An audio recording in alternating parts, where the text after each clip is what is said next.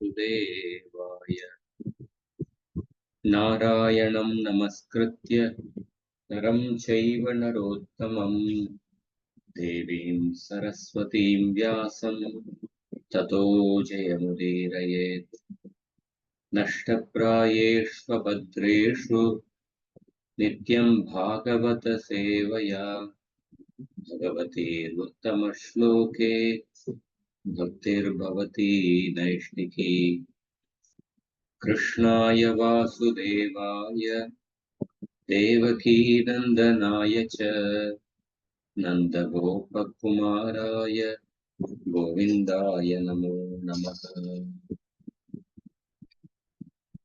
ओमज्ञानतिमिरन्दस्य ज्ञानाञ्जनशलाकया चक्षुरोन्मिलितं येन तस्मै श्रीगुरवे नमः। नमो ओं विष्णुपादाय कृष्णप्रेष्ठाय भूतले श्रीमते भक्तिवेदान्त स्वामिनिति नामिने। नमस्ते सारस्वती देवे गौरवाणी प्रचारिणे निर्विशेषा शून्यवादी पाश्चात्य देशतारिणे।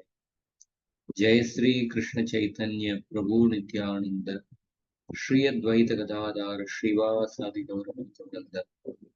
हरे कृष्ण कृष्ण कृष्ण हरे हरे, हरे राम राम राम हरे हरे।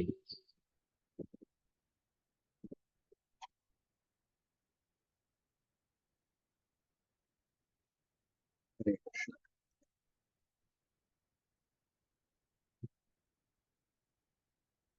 போன வருஷம் போன 15 ஸ்லோகம் பார்த்தோம்ல, 15வது ஸ்லோகம் வரைக்கும் 1.5.15 16லேருந்து ஆரம்பிக்கும். இன்னைக்கு என் பின்னாடி சொல்லுங்க. विचक्षणोऽस्यार्हति वेदितुं विभोर्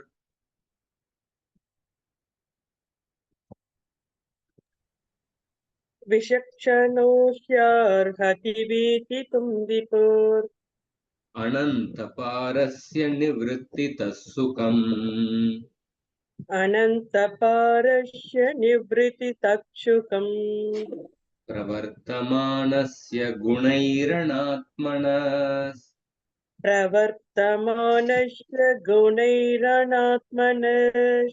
ततो भवान् दर्शय चेष्टितं विभोः। ततो भवान् दर्शय चेष्टितं विभोः। மொழிபெயர்ப்பு படிங்க. பரமபுருஷர் எல்லையற்றவர் ஆவார். பௌதீக சுகங்களை துறந்தவர்தான் ஆன்மீக அறிவை புரிந்து கொள்ளும் தகுதி படைத்தவர் ஆவார். எனவே ஜடப்பற்றின் காரணத்தால் தகுதியற்ற நிலையில் உள்ளவர்களுக்கு பரமபுருஷரின் உன்னதமான செயல்களை பற்றிய வர்ணனைகளின் மூலமாக ஆன்மீக தன்னுணர்வுக்கான வழிகளை நீர் காட்ட வேண்டும்.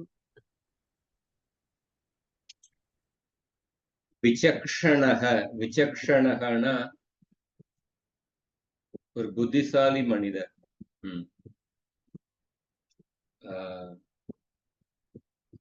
ஒரு புத்திசாலி. விசக்ஷணஸ்யார் ஹதி வேதித்தும் விபோர் அனந்த பாரஸ்ய நிவிருத்தித சுகம். ஒரு புத்திசாலியான மனிதர் பௌதிக இன்பத்தை துறந்து விட்டு உயர்ந்த பகவானுக்கு சேவை செய்வதனால வருகின்ற அந்த ஆன்மீக இன்பத்தை அவர் உணர்கின்றார். எப்படிப்பட்ட பகவான்? அனந்த பாரஸ்ய, அந்த பகவானுக்கு எல்லையே கிடையாது. எல்லையற்ற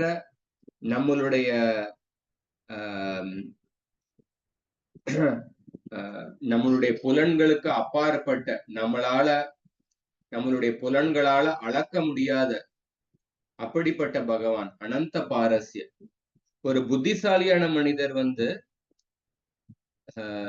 பௌதிக இன்பத்தை துறந்து விட்டு அந்த எல்லையற்ற நம்மளுடைய நம்மளால அளக்க முடியாத நம்மளுடைய புலன்களுக்கு அப்பாற்பட்டு இருக்கின்ற அந்த அந்த அனந்தராகி அந்த பகவானுக்கு சேவை செய்து அதனால வருகின்ற அந்த உயர்ந்த ஆன்மீக இன்பத்தை அவர் உணர்கின்றார். அதனால அவர் அந்த பகவானுக்கு பக்தி தொண்டு செய்கின்றார். அதன் மூலமாக அந்த புத்திசாலி மனிதர் மற்றவர்களுக்கு ஒரு உதாரணமாக இருக்கின்றார். மற்றவர்களுக்கு ஒரு உதாரணமாக, வழிகாட்டியாக இருக்கின்றார். எப்படி நம்ம இந்த இந்த உலகத்தில் உள்ள சிற்றின்பத்தை துறந்து பகவானுக்கு சேவை செய்து அதன் மூலமாக வருகின்ற உயர்ந்த ஆன்மீக இன்பத்தை அனுபவிக்க வேண்டும், அதை தன்னுடைய வாழ்க்கை மூலமாகவே காண்பித்து மற்றவர்களுக்கு உதாரணமாக இருக்கின்றார். விசக்ஷணோ அஸ்ய அருகதி. சோ அதனால பிரவர்த்தமானஸ்ய குணைர் அனாத்மனஸ் ததோ பவான் தர்ஷய சேஷ்டிதம் விபோ. அதனால தர்ஷய அப்படின்னா நீங்கள் ததோ பவான் தர்ஷய விபோகோ சேஷ்டிதம். விபு அப்படின்னா பகவானுடைய ஒரு பெயர். விபோகோ சேஷ்டிதம்னா பகவானுடைய லீலைகளை தர்ஷய நீங்கள் வர்ணனை செய்யுங்கள். பவான் தர்ஷய நீங்கள் வர்ணனை செய்யுங்கள். யாருக்காக? பிரவர்த்தமானஸ்ய குணைர் அனாத்மனஸ். குணைர் அனாத்மன, இந்த 3 குணங்கள், இந்த சத்துவகுணம், ரஜோகுணம், தமோகுணம், இந்த 3 குணங்களால பிரவர்த்தமானஸ்ய, இந்த 3 குணங்களால பாதிக்கப்பட்டு தாழ்ந்த நிலையில் இருக்கின்ற அந்த நபர்களுக்காக, இந்த 3 குணங்களால பாதிக்கப்பட்டு தாழ்ந்த நிலையில் இருக்கின்ற பந்தப்பட்ட ஜீவாத்மாக்களுடைய நலனுக்காக நீங்க பகவானுடைய லீலைகளை வர்ணனை செய்யுங்கள். ஏன்னா நீங்க ஒரு புத்திசாலி. உங்களை போன்ற ஒரு நாரதர் வியாசர்கிட்ட சொல்றாரு, நீங்க விசக்ஷண, நீங்க ஒரு புத்திசாலி. விசக்ஷணோஸ்யார் ஹதி வேதித்தும் விபோர் அனந்த பாரஸ்ய நிவிருத்தித சுகம். நீங்க இந்த சிற்றின்பத்தை கைவிட்டு அந்த உயர்ந்த ஆன்மீக இன்பத்தை உங்களால உணர முடியும். அதன் மூலமாக நீங்க மற்றவர்களுக்கு வழிகாட்டியாக இருக்க வேண்டும். அதனால இந்த 3 குணங்களால பாதிக்கப்பட்டு தாழ்ந்த நிலையில யார் இருக்காங்களோ அப்படிப்பட்ட பௌதிகவாதிகளுடைய நலனுக்காக நீங்க பகவானுடைய லீலைகளை வர்ணனை செய்யுங்கள் அப்படின்னு நாரதர் வியாசதேவர்கிட்ட சொல்றார். இந்த ஸ்லோகத்துல பார்த்தோம்னா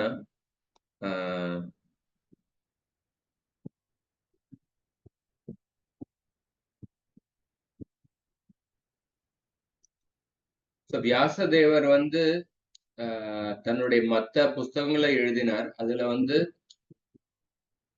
ஜீவாத்மாக்களை பல பேர் பெரும்பாலான மக்கள் ரஜோகுணம் தமோகுணத்துல இருக்கிறாங்க. அவங்களை படிப்படியாக முன்னேற வைக்கிறதுக்காக வியாசதேவர் பல ரஜோகுணத்தில் உள்ள புராணம், தமோகுணத்தில் உள்ள புராணம், அதுல பல தேவர்களுடைய வழிபாட்டை பத்தி சொல்லியிருக்கு. அவர்களை படிப்படியாக முன்னேற வைக்கிறதுக்காக.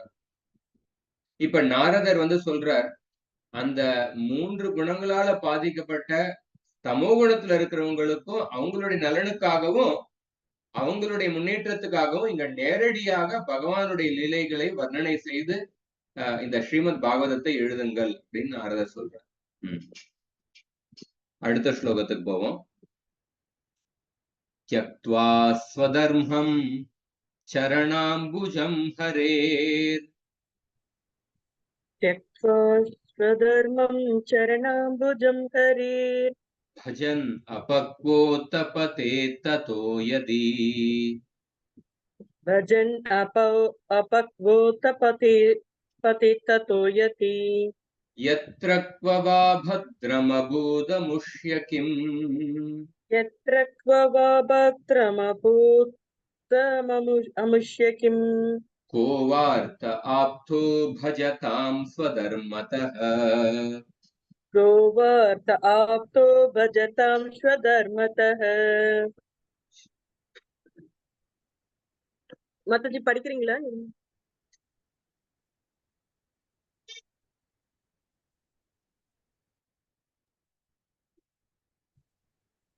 பகவானின் பக்தி தொண்டில் ஈடுபடுவதற்காக தனது பௌதீக உத்தியோகங்களை கைவிட்ட ஒருவர் பக்குவமடையாத நிலையில் இருக்கும்போது சில சமயங்களில் இழிவடையக்கூடும். இருப்பினும் அவரது தோல்வியால் அவருக்கு ஆபத்தில்லை.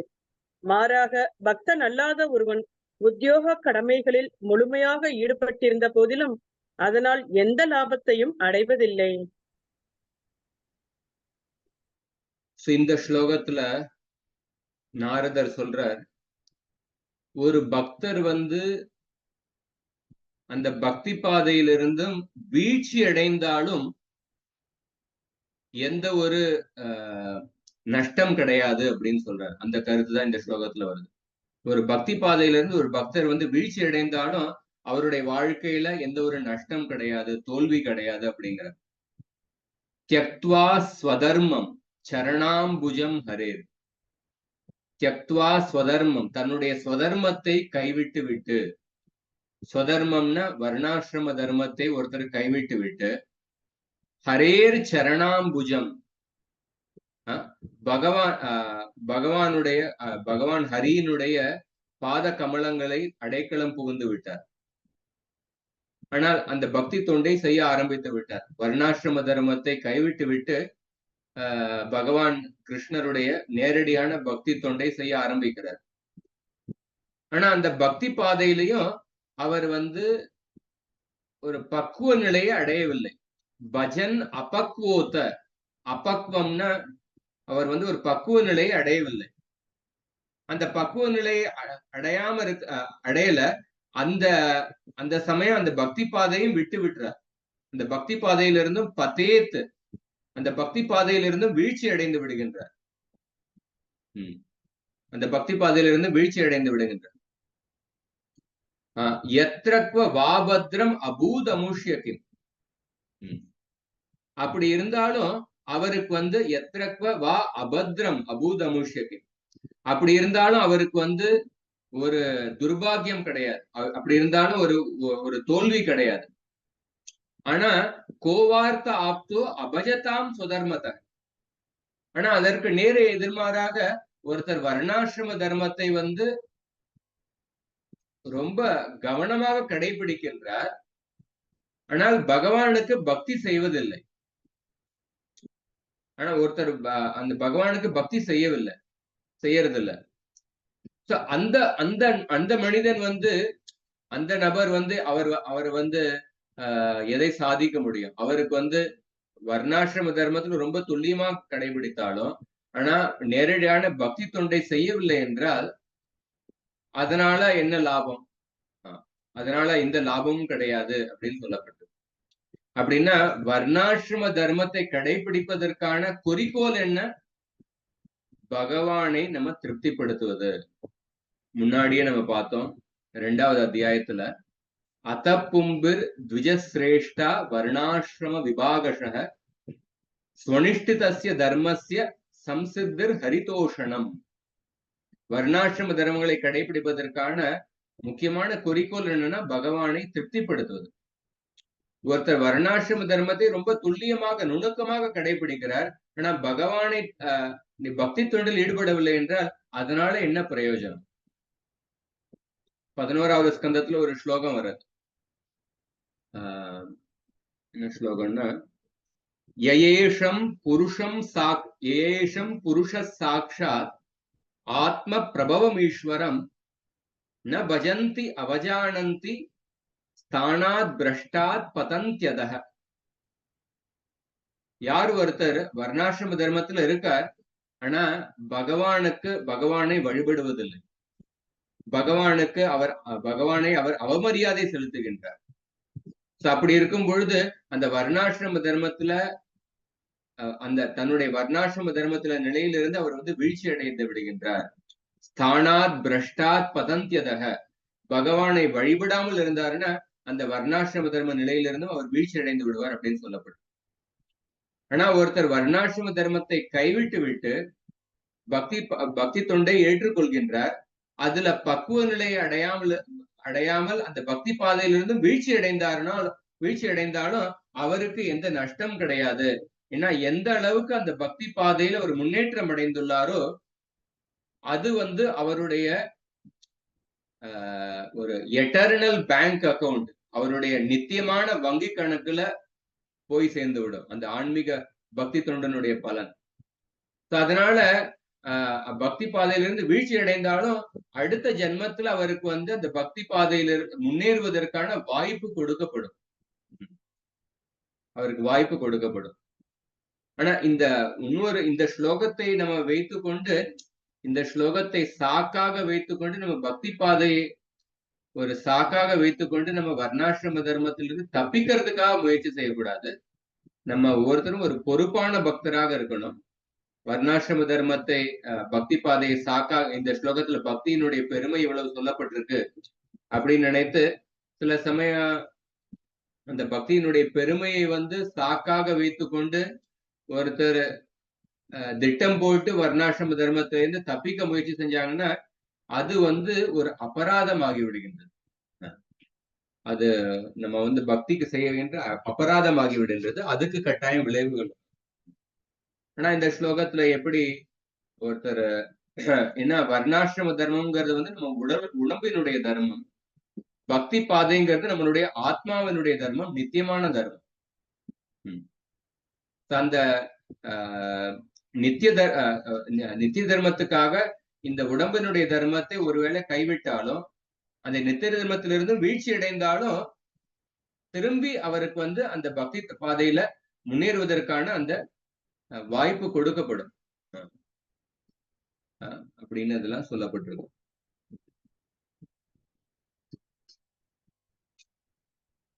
பாகவதத்துல விஸ்வநாத் சக்கரவர்த்தி தாக்கூர் இன்னொரு ஸ்லோகத்தை மேற்கோள் காட்டி சொல்றார் 11வது ஸ்கந்தத்துல இருந்து.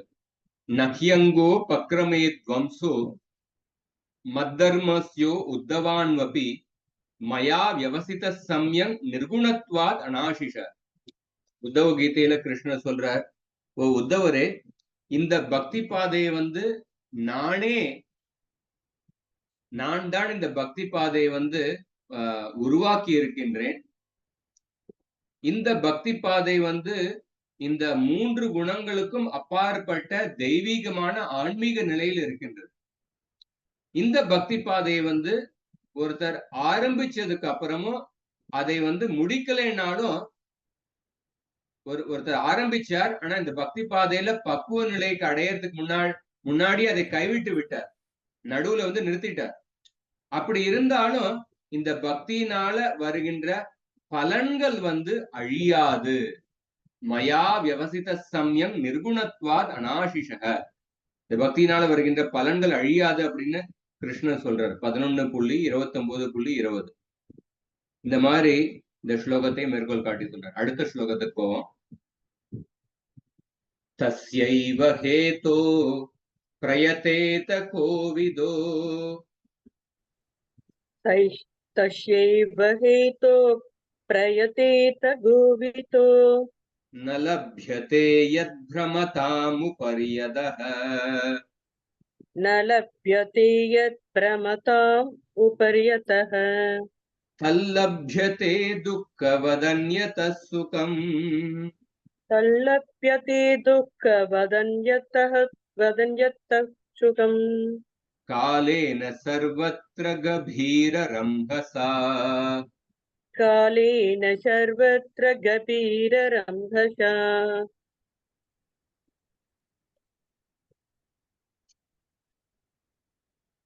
உண்மையில் புத்திசாலிகளாகவும் தத்துவ பிரியர்களாகவும் இருப்பவர்கள் பிரம்மலோகத்திலிருந்து பாதாள லோகம் வரை சுற்றித் திரிந்தாலும் அடைய முடியாத அவ்வுயர்ந்த முடிவிற்காக மட்டுமே முயல வேண்டும். துன்பங்களை நாம் விரும்பாத போதிலும் காலப்போக்கில் அவற்றை நாம் அடைவதைப் போலவே புலன் பெறப்படும் மகிழ்ச்சியையும் காலப்போக்கில் தானாகவே நம்மால் அடைய முடியும். கோவிதகன புத்திசாலியான மனிதர். புத்திசாலியான மனிதர் எதற்காக எந்த முயற்சியில் ஈடுபடுவார், எந்த அதை பத்தி சொல்லப்பட்டிருக்கு. தஸ்யைவ ஹேது பிரயத்தேத கோவிதக. புத்திசாலியான மனிதர் வந்து எந்த மாதிரியான ஆனந்தத்தை அடைவதற்காக ஆனந்தத்தை அடைவதற்கான முயற்சியில் ஈடுபடுவார் அப்படின்னா, நலபியத்தே யத் பிரமதாம் உபரியத. எந்த ஆனந்தத்தை வந்து பிரம்மலோகத்திலிருந்து இந்த உலகத்தில் உள்ள ஒரு தாழ்ந்த பிறவி, பிரம்மலோகத்திலிருந்து தாழ்ந்த பிறவிக்குள்ள எந்த ஆனந்தத்தை அடைய முடியுமோ அந்த ஆனந்தத்திற்காக இவர் முயற்சி செய்ய மாட்டார். ஒரு தாழ்ந்த பிறவி அப்படின்னா ஒரு பாக்டீரியா, ஒரு கிருமி அல்லது மீன் அல்லது மரம், அதுலயும் சில ஆனந்தம் இருக்கு. உயர்ந்த பிறவினா பிரம்மலோகத்துல உள்ள நீண்ட ஆயுட்காலம் உள்ள பிறவி. இந்த தாழ்ந்த பிறவியிலிருந்து பிரம்மலோகத்தில் உள்ள உயர்ந்த பிறவி வரைக்கும் உள்ள இதுக்கு நடுவுல என்னென்ன பிறவிகள் இருக்கோ அதுல என்ன ஆனந்தம் கிடைக்கின்றதோ அந்த ஆனந்தத்திற்காக ஒரு புத்திசாலியான மனிதர் அந்த அந்த ஆனந்தத்தை அடைவதற்கான முயற்சியில் ஒரு புத்திசாலியான மனிதர் ஈடுபட மாட்டார். அப்பனா எதுக்காக? தல்லபியத்தை துக்கவது அந்நியத சுகம். தல்லபியத்தை துக்கவது அந்நியத சுகம். ஏன்னா இந்த உலகத்துல வந்து நம்மளுடைய வாழ்க்கையில சில கஷ்டம் வருது. அந்த கஷ்டம் வந்து நம்ம முயற்சி செய்யாமலேயே அந்த கஷ்டம் வந்து தானாகவே வந்து விடுகின்றது. யாராவது கஷ்டத்தை அடைய வேண்டும் அப்படின்னு திட்டம் போட்டு முயற்சி செய்யறோமா? எனக்கு வந்து அடுத்த வாரம் எனக்கு மலேரியா காய்ச்சல் வேணும், அதுக்காக நான் முயற்சி செய்ய போறேன் அப்படின்னு யாரும் முயற்சி செய்யறதே இல்லை கஷ்டத்துக்காக. ஆனா நம்ம முயற்சி செய்யாமலே இருந்தாலும் அந்த கஷ்டம் வந்து தானாகவே நம்மளுடைய வாழ்க்கையில் வந்துடுது. அதே மாதிரி நம்மளுடைய வாழ்க்கையில பௌதிக இன்பம் வந்து எப்படி கஷ்டம் வந்து முயற்சி செய்யாமலே நம்மளுடைய வாழ்க்கையில வந்துடுறதோ, பௌதிக இன்பமும் நம்ம பெருமுயற்சி செய்யாமலேயே நம்மளுடைய வாழ்க்கையில வந்துவிடும். சோ பௌதிக இன்பத்துக்காக நம்ம வந்து பெருமுயற்சியில் ஈடுபடக்கூடாது. அத்தியாகார பிரயாசச்ச பிரஜல்போ நியமாகிரக. பெருமுயற்சியில் ஈடுபடக்கூடாது. ஏன்னா நம்மளுடைய கர்ம வினை நம்ம முயற்சி செய்யாம ஒரு சோம்பேறியாக இருக்கணும் அப்படின்னு நான் சொல்லணும். ஆனா பெருமுயற்சியில் ஈடுபடக்கூடாது. ஏன்னா நம்மளுடைய கர்ம வினைப்படி பௌதிக இன்பம் கட்டாயம் வந்துடும்.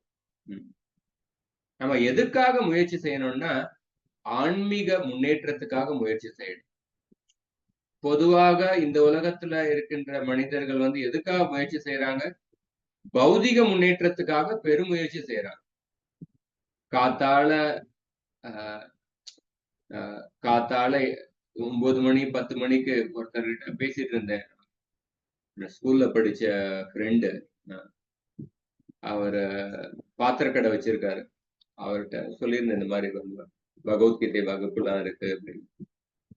அவர் சொன்னாங்க, காத்தால 10 மணிக்கு கடையை திறக்கிறோம், 10 மணிக்கு 9:30 கடையை திறக்கிறோம், அப்புறம் ராத்திரி நாங்க 9 மணிக்கு தான் மூடுறோம். ஞாயிற்றுக்கிழமை கூட வச்சிருக்கோம், எங்களால டைம் எடுத்து வர முடியாது அப்படின்னு சொன்னாங்க. பொதுவா எல்லோருடைய நகரத்துல போனோம்னா நகரத்துல அவங்க கம்பெனில வேலை பார்க்குறாங்க. அவங்களுக்கும் பல சமயம் டிராவல் பண்றதுல இப்போ காத்தால 1 மணி நேரம், சாயந்தரம் 1 மணி நேரம், 1.5 மணி நேரம், 1.5 மணி நேரம், அதுக்கப்புறம் வேலை பார்க்கறது 10 மணி நேரம். சவுண்ட் வந்துருக்கு. ஸோ அவங்க அந்த மாதிரி அதுல வந்து பெருமுயற்சியில் ஈடுபடுறாங்க. பொதுவாக நம்ம வந்து ஒரு பௌதிக முன்னேற்றத்துக்காக அதுல பெருமுயற்சியில் ஈடுபடணும். ஆன்மீக வாழ்க்கைக்கு ஒரு சத்சங்கத்துக்கு வாங்க அப்படின்னு சொன்னோம்னா எப்ப பகவான் எனக்கு கூப்பிடுவாரோ அப்ப வந்து நான் வருவேன் அப்படின்னு சொல்றேன். அவங்களாகவே முயற்சி எடுக்க விருப்பப்படல. ஆனா இந்த ஸ்லோகத்துல அதுக்கு நேர் எதிர்மாறான கருத்து சொல்லப்பட்டிருக்கு. நம்ம வந்து இந்த பௌதிக இன்பத்துக்காக சத்தியலோகத்திலையும் உள்ள அப்படிப்பட்ட உயர்ந்த இன்பத்தை அடைவதற்காகவும் கூட நம்ம வந்து முயற்சி எடுக்கக்கூடாது. நம்ம வந்து உயர்ந்த ஆன்மீக இன்பத்துக்காக தான் முயற்சி எடுக்கணும். ஏன்னா ஒரு பௌதிக இன்பம் வந்து எப்படி கஷ்டம் வந்து நம்ம முயற்சி எடுக்காமலே நம்மளுடைய வாழ்க்கையில வருதோ அதே மாதிரி இன்பமும் முயற்சி எடுக்காமலேயே பெருமுயற்சி எடுக்காமலே நம்மளுடைய வாழ்க்கையில வரும் அப்படின்னு நாரதர் இப்படிப்பட்ட ஒரு உயர்ந்த கருத்தை சொல்றார். அடுத்த ஸ்லோகம். இந்த ஸ்லோகத்துல இப்ப 18வது ஸ்லோகத்துல உள்ள அதே கருத்தை வந்து இன்னும் கொஞ்சம் விஸ்தாரமாக சொல்றார். எப்படி 17வது ஸ்லோகத்துல என்ன கருத்து சொன்னாரோ அந்த கருத்தை வந்து இன்னும் விஸ்தாரமாக சொல்றார். 17வது ஸ்லோகத்துல அவர் சொன்னார், இந்த மாதிரி ஒரு வீழ்ச்சி அடைந்த பக்தருக்கு கூட ஒரு துர்பாகியம் எதுவும் கிடையாது, எந்த நஷ்டமும் கிடையாது அப்படின்னு சொல்லியிருந்தார். அந்த கருத்தை வந்து இன்னும் கொஞ்சம் விஸ்தாரமாக இந்த 19வது ஸ்லோகத்துல சொல்றார்.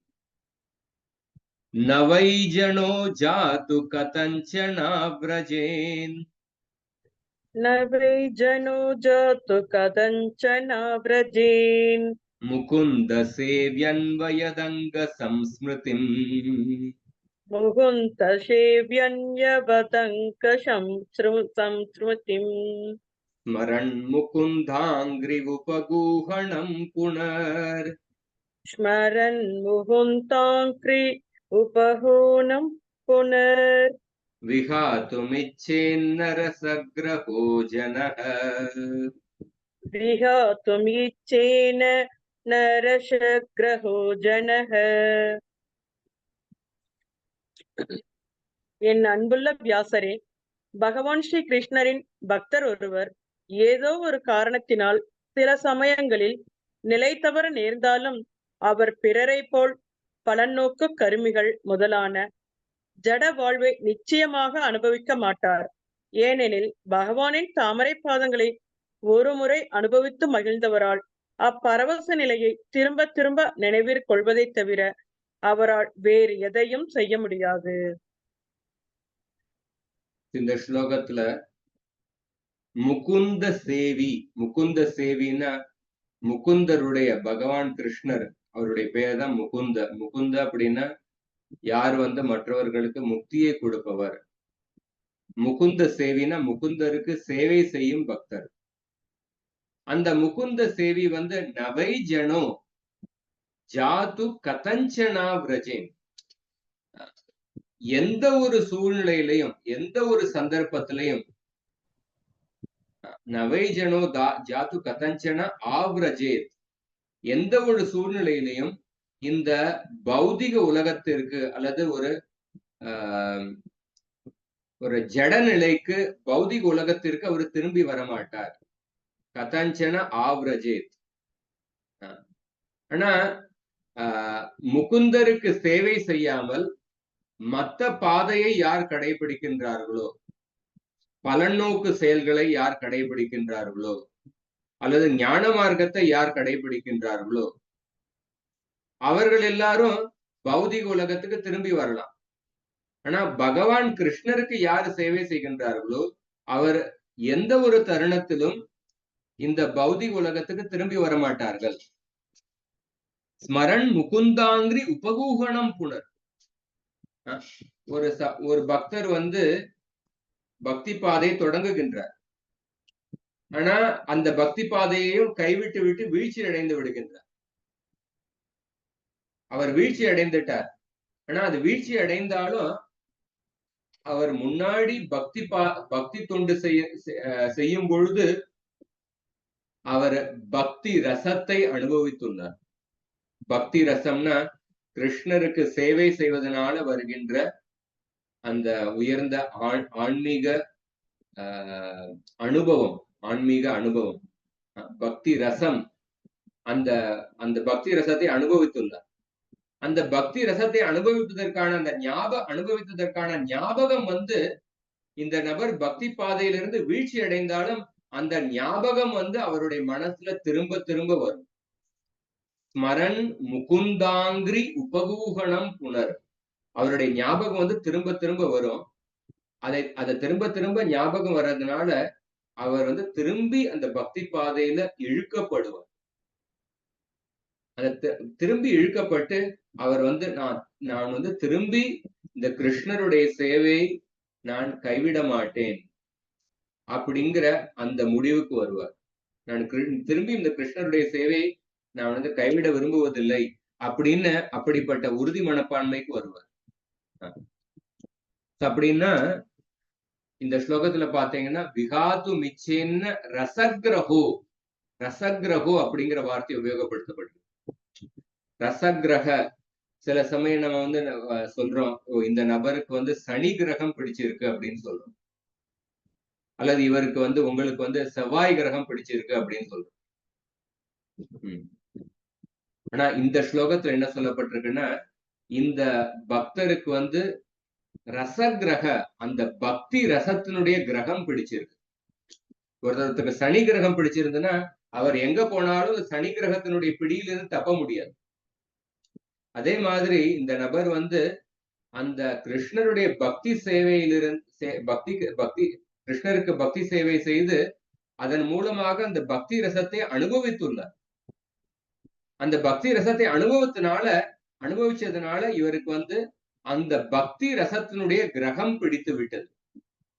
அதனால இந்த நபர் வந்து அவர் பக்தி பாதையை கைவிட்டு விட்டு வீழ்ச்சி அடைந்து வேறு பாதையில போனாலும் அந்த முன்னாடி செஞ்ச அந்த பக்தி பாதையினுடைய பக்தி ரசத்தினுடைய அனுபவம் வந்து திரும்ப திரும்ப இவருடைய மனசுக்குள்ள ஞாபகம் வந்து இந்த பக்தி ரசத்தினுடைய கிரகம் வந்து அவரை பிடித்து கொண்டே இருக்கும். அவரை பிடித்து இழுத்து திரும்பி கிருஷ்ணருடைய திருவடிகளில் கொண்டு வந்து விடும். அதுதான் இந்த ஸ்லோகத்தில் சொல்லப்பட்டிருக்கு. திரும்பி கிருஷ்ணருடைய திருவடிகளில் கொண்டு வந்து இவர் வந்து வருத்தப்படுவார். நான் வந்து கிருஷ்ணருடைய சேவையை விட்டு விட்டு இப்படி போனேனே, திரும்பி நான் வந்து கிருஷ்ணருடைய சேவையை விடமாட்டேன் அப்படின்னு அந்த ஒரு உறுதி மனப்பான்மைக்கு வருவார்.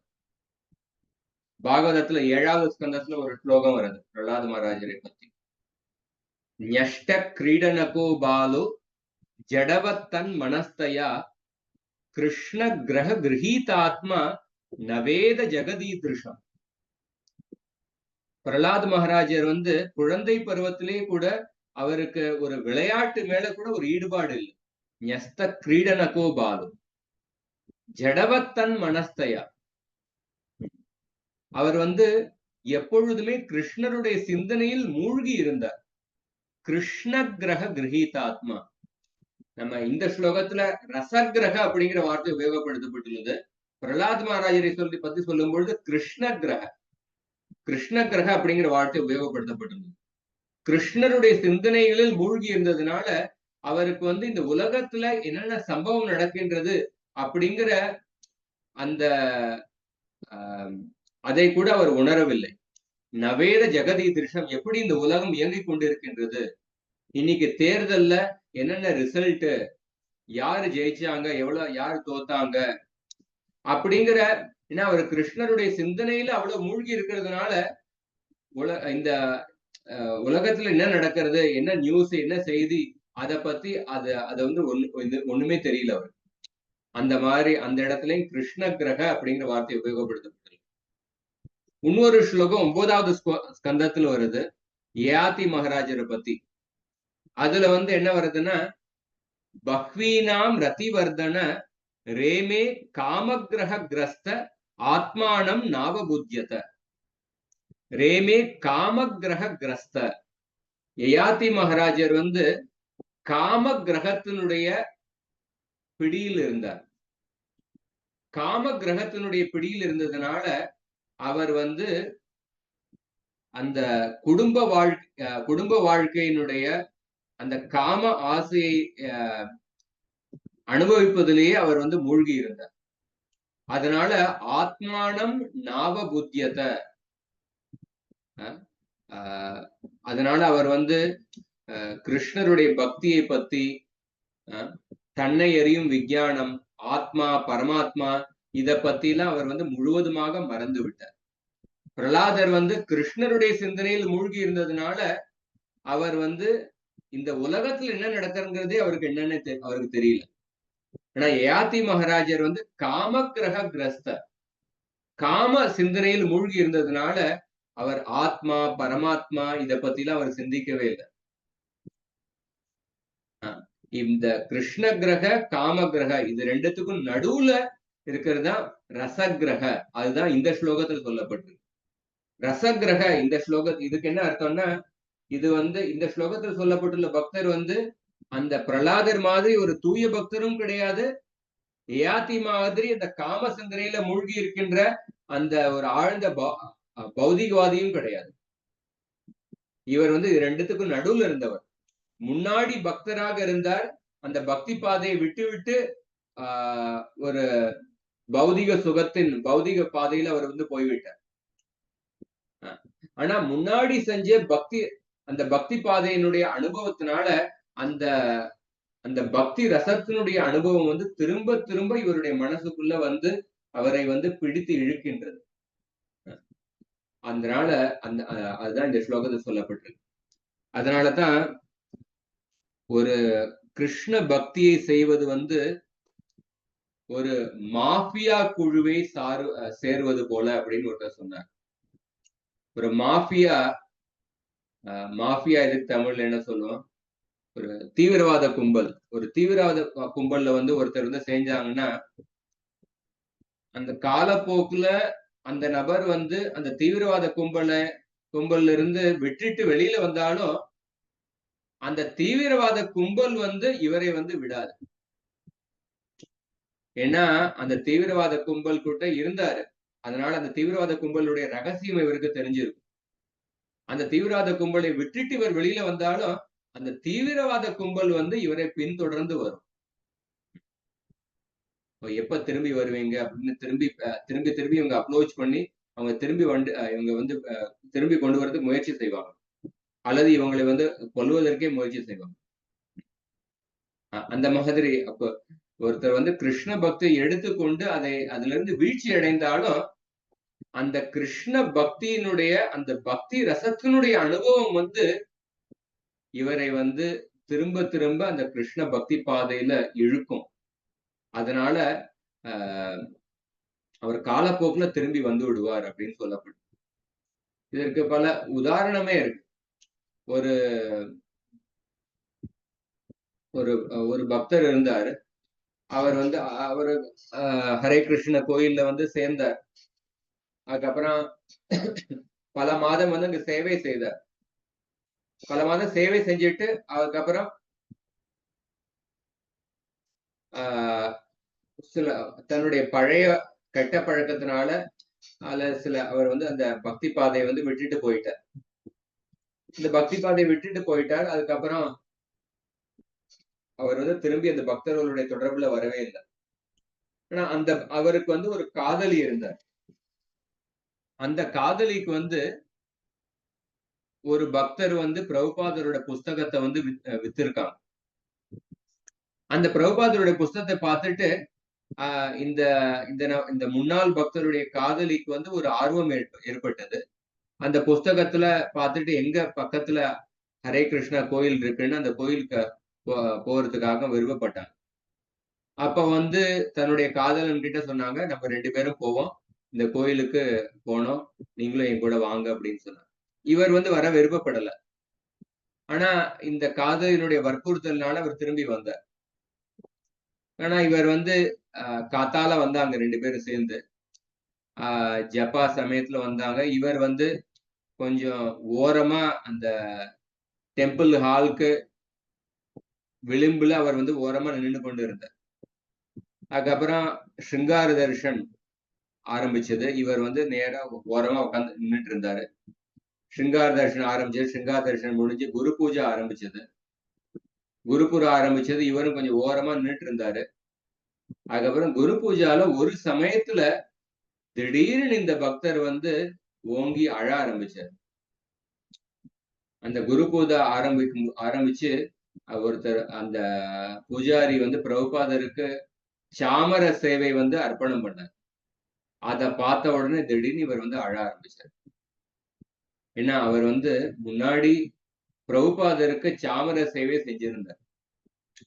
அந்த சாமர சேவை செஞ்சிருக்கிறத அந்த சாமர சேவை அதை பார்த்துட்டு அது வரைக்கும் அவர் தன்னுடைய உணர்வுகளை வந்து மனசுக்குள்ள அடக்கி கொண்டே இருந்தார். ஆனா அந்த குரு பூஜை ஆரம்பிச்சு அந்த சாமர சேவை ஆரம்பிச்ச பொழுது அவருடைய தன்னுடைய உணர்வுகளை வந்து கட்டுப்படுத்த முடியல. அப்ப அந்த அந்த பக்தி ரசத்தினுடைய அனுபவத்தினுடைய அந்த உணர்வுகளை வந்து வெளிப்படுத்தி அவர் திடீர்னு வந்து கண்ணீர் விட ஆரம்பிச்சார்.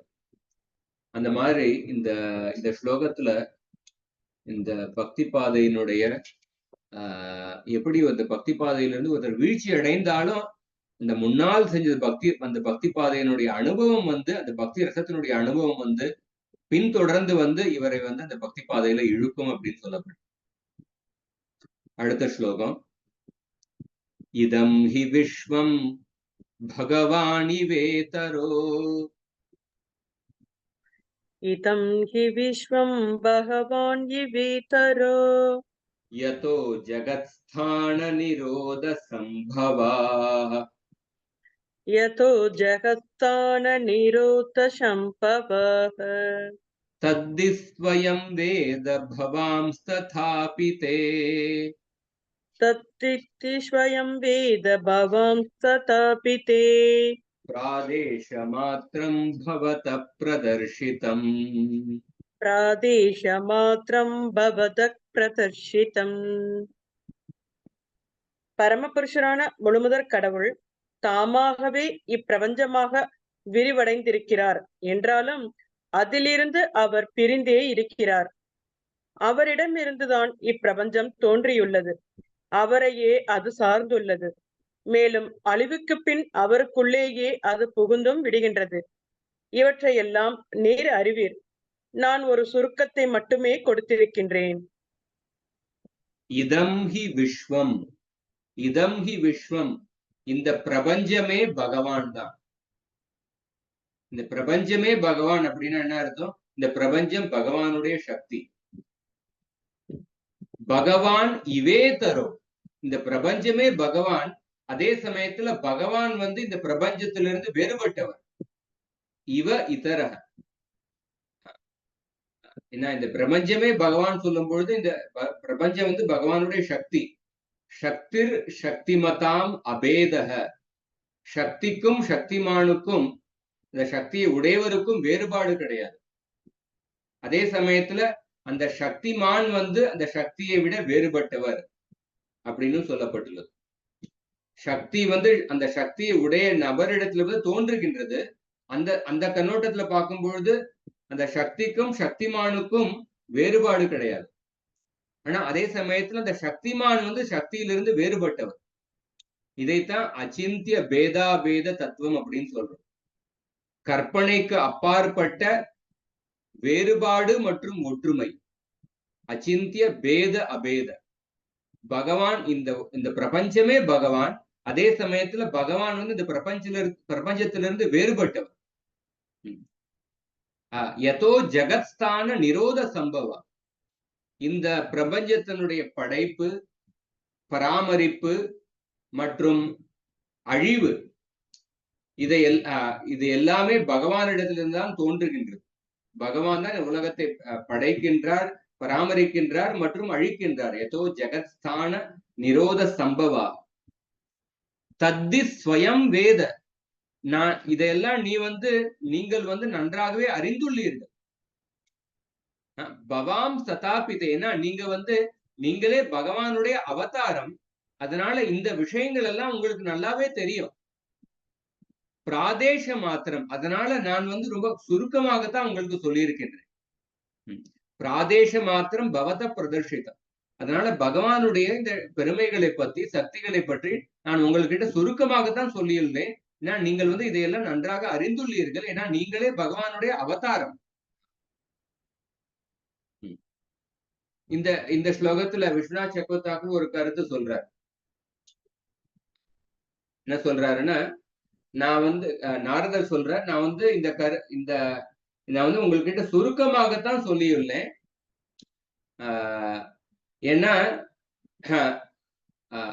சாஸ்திரத்துல ஒரு கூற்று இருக்கு, ஆச்சாரியவான் புருஷோ வேத.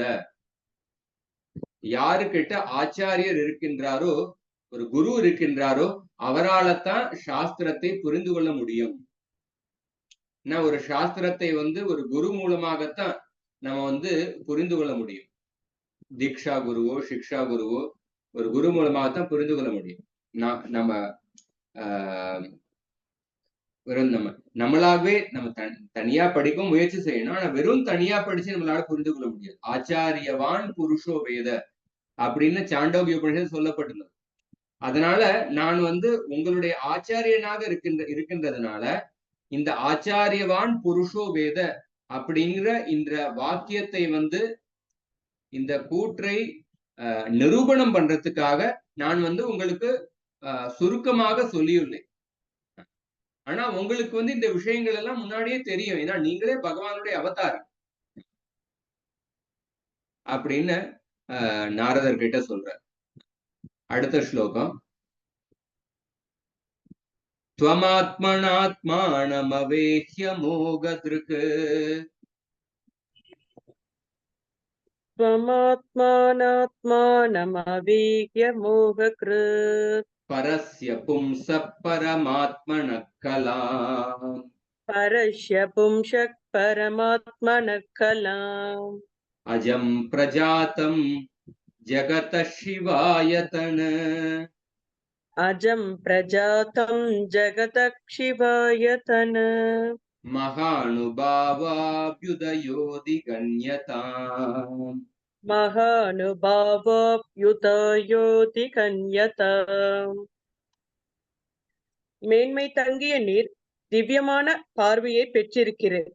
நீர் பகவானின் ஒரு விரிவங்கமாக இருப்பதால் உம்மால் தான் பரமாத்மாவான முழுமுதற் கடவுளை அறிய முடியும். பிறப்பற்றவராக இருந்தும் அனைத்து மக்களின் நன்மைக்காக இந்த பூமியில் தோன்றி இருக்கிறீர். ஆகவே தயவு செய்து முழுமுதற் கடவுளான ஸ்ரீகிருஷ்ணரின் உன்னத லீலைகளை இன்னும் தெளிவாக விளக்குவீராக. இந்த ஸ்லோகத்துல நாரதர் வந்து வியாசருக்கு இன்னும் ஊக்கம் கொடுக்கின்றார். நீங்கள் வந்து பகவானுடைய அவதாரம், அதனால உங்களுக்கு இந்த எல்லா விஷயமும் தெரியும், அதனால பகவானுடைய பெருமைகளை லீலைகளை வர்ணனை செய்யுங்கள்.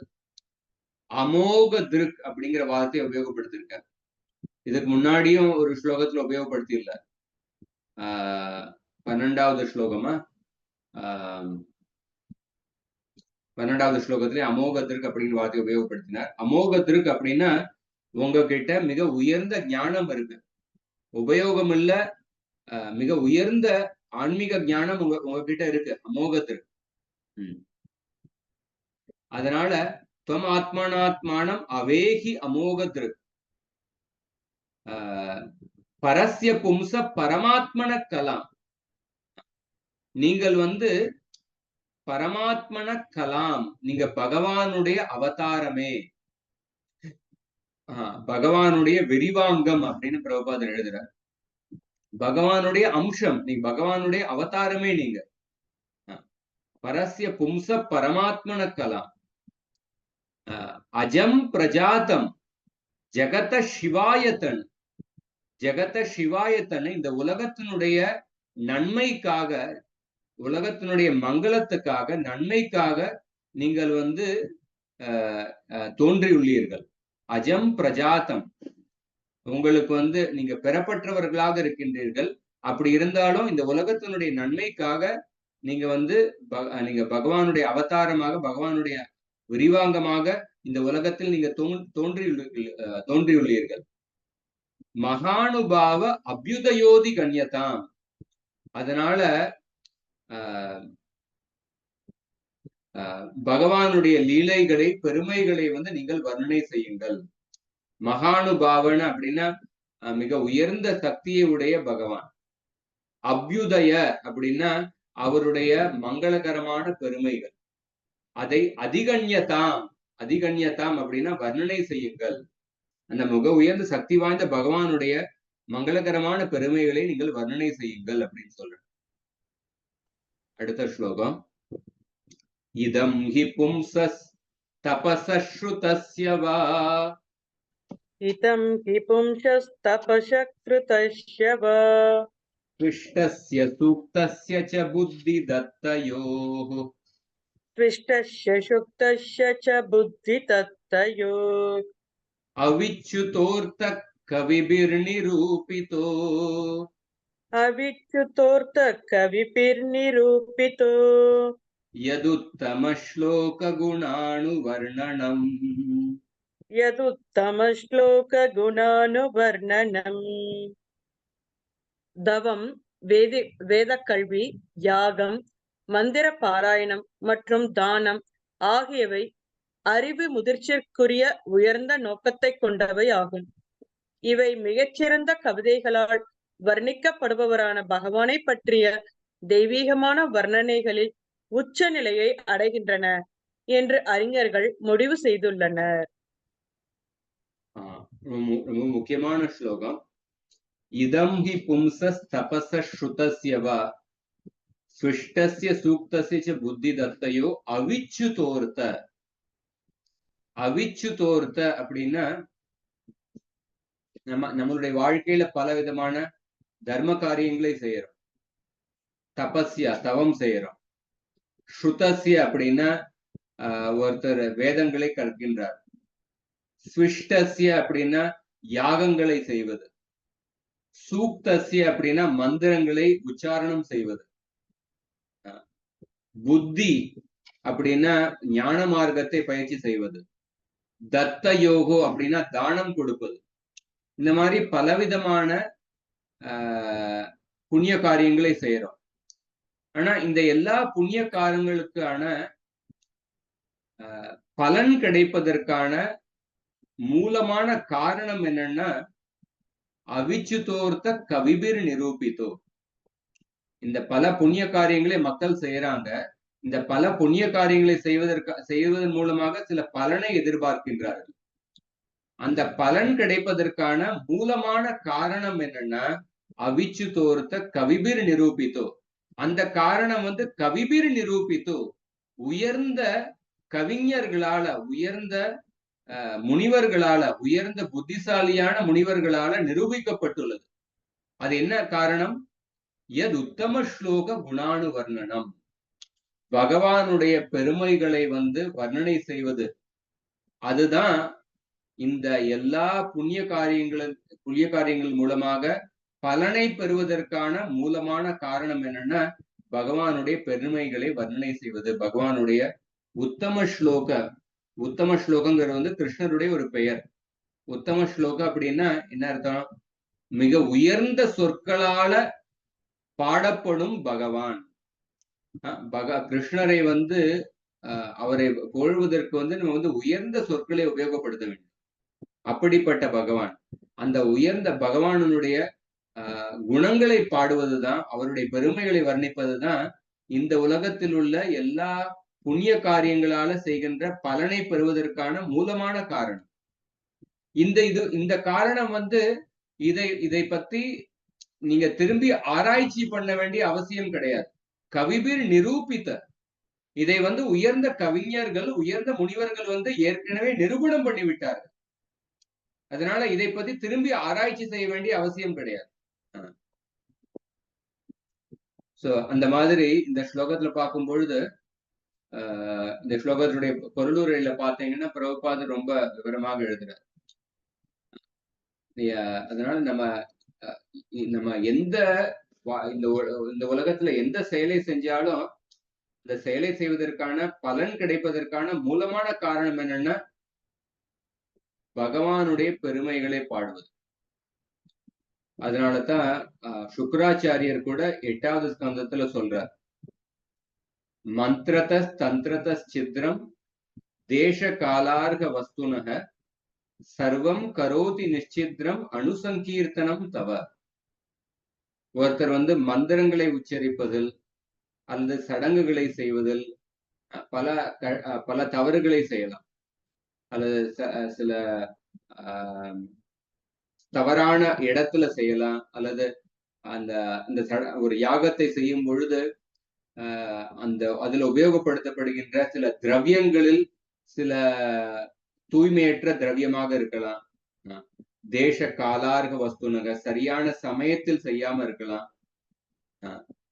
அப்படி இருந்தாலும் தேச காலார்க வஸ்துனக மந்திரத தந்திரத சித்திரம் தேச காலார்க வஸ்துனக சர்வம் கரோதி நிச்சித்திரம் அணுசங்கீர்த்தனம் தவ. ஆனால் உங்களுடைய சங்கீர்த்தனம் பாடப்படும் பொழுது இந்த தேசம், காலம், மந்திரம், இந்த மாதிரி பலவிதமான குறைபாடுகள், எவ்வளவு குறைபாடுகள் இருந்தாலும் அந்த குறைபாடுகள் எல்லாம் நீங்கி விடுகின்றது உங்களுடைய சங்கீர்த்தனம் செய்யப்பட்டால் அப்படின்னு சுக்கராச்சாரியர் சுக்கராச்சாரியர் வந்து அந்த கர்மகாண்ட பிராமணர்களில் மிக ஒரு உயர்ந்தவர். அவருடைய அபிப்பிராயமும் இதே தான். இப்ப வந்து நாரதர் வந்து இவர் பக்தி பாதையினுடைய ஆச்சாரியர். நாரதர் சொன்ன இந்த பக்தி பாதையினுடைய ஆச்சாரியர் அவருடைய அபிப்பிராயம் இதுதான். அதே அபிப்பிராயம் தான் கர்மகாண்ட பிராமணர்கள் சிறந்தவரான சுக்கராச்சாரியோட அபிப்பிராயமும் அதே அபிப்பிராயம் தான். அந்த மாதிரி 22வது ஸ்லோகத்துல இந்த ஸ்லோகத்தோட நாரதர் வந்து வியாசருக்கு செய்கின்ற உபதேசம் வந்து முடிவடைகின்றது. அதுக்கப்புறம் 23வது ஸ்லோகத்திலிருந்து நாரதர் வந்து தன்னுடைய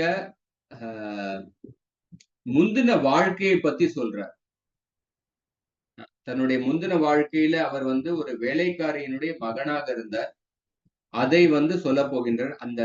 அவர் வந்து எப்படி இந்த பக்தி பாதையினுடைய பக்திக்கான மூல காரணம் என்னன்னா பக்தர்களுடைய தொடர்பு, பக்தர்களுடைய சங்கம், பக்தர்களுடைய கருணை.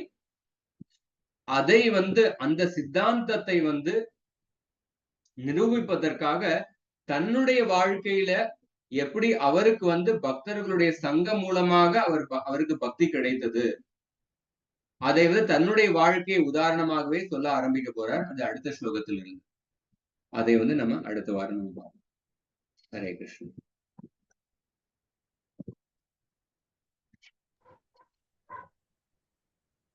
ஏதாவது கேள்விகள் இருந்தா